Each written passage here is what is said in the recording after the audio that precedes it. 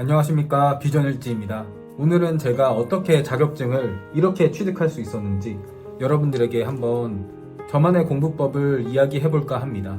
국가기술자격증 시험, 기사시험이든 산업기사시험이든 기능사시험이든 어떤 시험이든지 거의 대부분 30일 안으로 합격 가능합니다. 필기 30일, 실기 30일이면 대부분 자격증을 합격할 수 있다는 것입니다. 실제로 저는 29살에 6개월 만에 9개의 자격증을 한 번에 합격했습니다. 거기서 기사는 2개, 산업기사도 2개, 나머지 5개는 기능사였습니다. 모든 시험을 한 번에 준비했고 심지어 그 사이에 토익 시험까지 준비를 했습니다. 자격증 시험은 모두 합격했고 토익은 한 달 공부해서 875점을 받았습니다. 어떻게 이렇게 단기간에 합격할 수 있었을까요? 제가 예전 영상에서 다룬 적이 있는데요. 여기에 제가 링크를 띄워놓겠습니다. 이 영상을 다시 한번 보시기 바랍니다. 영상을 못 보신 분들 또는 시간이 부족하신 분들을 위해 제가 간단히 설명하겠습니다. 기사 자격증 시험은 30일 안으로 끝내는 것을 추천드립니다. 노르아드레날린이 분비되는 최대 기간이 30일이기 때문입니다. 이 노르아드레날린은 우리가 스트레스를 받는 상황에서 집중력과 기억력을 최대로 높여주는 호르몬입니다. 사람은 직접적으로 호르몬을 분비하라고 명령하거나 조절하지 못합니다. 내가 노르아드레날린 분비해 라고 나에게 명령을 해도 아니면 내가 이렇게 조절을 해보려고 해도 호르몬은 분비되지 않는다는 것입니다. 그러나 분비하도록 유도할 수는 있습니다. 내가 긍정적인 스트레스를 받는 상황으로 뛰어들면 됩니다. 나는 이 상황에서 내가 긍정적인 스트레스를 받는다는 것을 알아. 그러면 그 상황을 만드는 것입니다. 그러면 우리의 몸에서 노르아드레날린이 분비가 되겠죠. 핵심은 우리가 노르아드레날린이 분비되는 상황을 만들라는 것입니다. 우리의 몸은 생각보다 단순합니다. 불굴의 의지로 공부한다고 되는 것이 아닙니다. 두 번째는 이론을 떼어버리고 기출문제 위주로 공부를 하는 것입니다. 자격증 시험은 문제은행식입니다. 기출문제가 계속 반복해서 나온다는 것입니다. 신출문제의 수는 약 20% 정도입니다. 우리는 60점만 받으면 되기 때문에 기출을 풀고 지금까지 나온 기출문제의 답을 외운다면 충분히 60점은 넘을 수 있다는 것입니다. 그리고 기출을 풀다 보면 이 시험에서 자주 나오는 이론이 무엇인지 알게 됩니다. 계속 반복해서 엄청나게 출제되기 때문입니다. 분명 나중에는 질릴 정도로 나오는 문제도 있습니다. 그 이론은 기출문제를 우리가 계속 반복해서 풀수록 내 머릿속으로 들어옵니다. 그러면 나중에 그 이론을 응용해서 풀 수 있는 문제들도 생긴다는 것이죠. 필기든 실기든 꼭 7개년은 풀어보시기 바랍니다. 7개년이면 다음 시험의 80%는 나온다고 장담할 수 있습니다. 세 번째는 기출을 아무리 봐도 잘 외워지지 않거나 굉장히 어려운 문제들을 위한 것입니다. 이럴 때 이론을 보는 것입니다.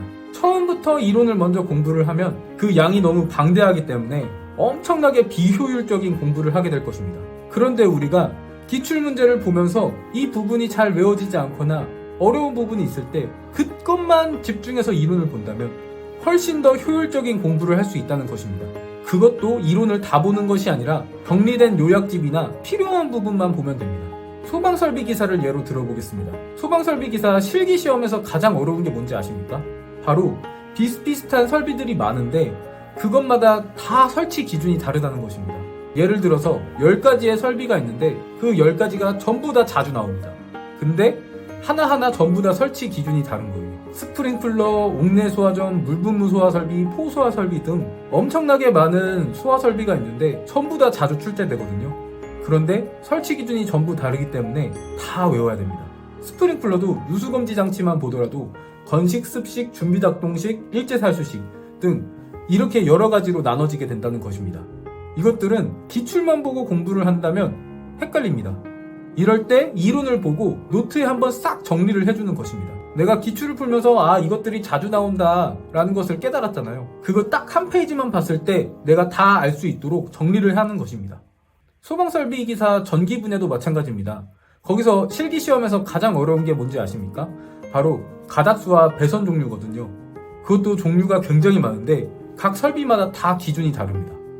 그럼 그것을 노트에 한번 싹 정리하고 가는 것입니다. 그리고 그것만 외우면 됩니다. 이론 공부는 이런 거에서 하는 것입니다. 기출문제를 풀다가 어려운 거, 안 외워지는 거, 헷갈리는 거 이것들만 한 장에 딱 정리해서 외우는 것입니다. 이거는 제가 소방설비기사 전기 분야를 공부했을 때 제가 정리해 놓은 거거든요. 이런 식으로 한론소화설비면 한론소화설비의 가닥수, 그리고 수동조작함의 가닥수, 거실 제연설비의 가닥수, 배연창 설비의 가닥수, 자동 방화문 설비의 가닥수, 이렇게 헷갈리고 자주 나오는 것만 정리를 해서 외우는 것입니다. 제가 에너지 관리 기사를 볼 때도 진짜 안 외워지는 헷갈리는 공식들이 많았거든요. 그래서 이런 식으로 한 페이지에 헷갈리는 공식들을 다 정리를 해놓는 겁니다. 이런 식으로 연소공학에서 문제를 푸는 방법에 대한 것을 한 페이지에 딱 정리를 해놓는 것입니다. 이렇게 된다면 이론 산소량을 구하시오, 이론 공기량을 구하시오, 이런 각각의 문제마다 내가 외운 것을 적용시키면 되는 것입니다. 노트는 이런 식으로 쭉 정리를 해놓으세요. 이런 거는 기출에서 나온 거 중구난방으로 공부를 하는 것보다 한번 딱 정리해 놓으면 끝나는 것입니다. 우리가 사법고시, 임용고시, 행정고시 이런 어려운 시험들 준비하는 게 아닙니다. 게다가 그거는 상대평가예요. 공부를 더 많이 그리고 잘하는 사람이 합격하는 것입니다. 반면에 국가기술 자격증 시험은 절대평가입니다. 10,000명이 보면 10,000명 전부 다 합격할 수 있는 시험이라는 것입니다. 실제로 2022년 3회차 인간공학 기사 같은 경우에는 실기 시험의 합격률이 83%였어요. 이 정도로 60점만 넘으면 누구나 합격하는 자격증이라는 것입니다. 그러니 여러분들도 딱 30일만 공부해보시고 평생 남는 자격증 취득하시기 바랍니다. 자격증의 유효기간은 평생입니다. 오늘 영상을 시청해주셔서 감사합니다. 여러분들에게 도움이 되셨다면 구독과 좋아요 한 번씩 부탁드립니다. 감사합니다. 비전일지였습니다.